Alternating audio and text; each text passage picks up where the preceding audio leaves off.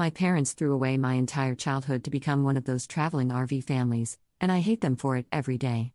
My parents decided when I was only around 7 years old, far too young to have an opinion on anything, to pack us up and move into an RV to travel around the US. My dad works online, and my mom makes content online.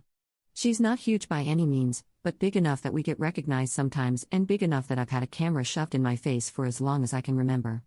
For my privacy's sake, I won't say anything else about that, and I'm using a throwaway account because I've gotten enough attention already, and I'm sick of it. I sleep in a tiny bunk bed that I outgrew years ago, and the other bunk is the only space I have to put anything I own. I don't even have a room, just a curtain, and thank God I'm an only child, or else I would have to share the small space I already have. I was homeschooled for most of my education and then switched to online school at my own insistence for high school. I'm an 18-year-old girl. I don't have a single friend in person because the longest I've ever stayed anywhere is a month.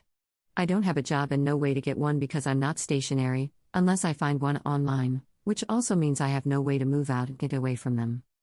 I've had conversations with them about all of this countless times, and they are so delusional and genuinely believe that a nomadic existence is the best way to live, so why would I ever need anything else?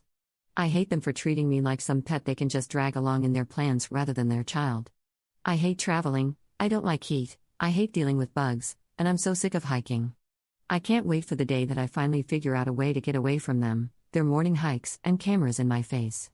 I've traveled around the US, yeah, but God forbid I want to have a normal life, go to college, or maybe even make some friends. That's asking too much. Update 2 weeks later. Hello, barely over a week ago, I made a post talking about my very negative experience living in an RV with my parents for around 10 years now.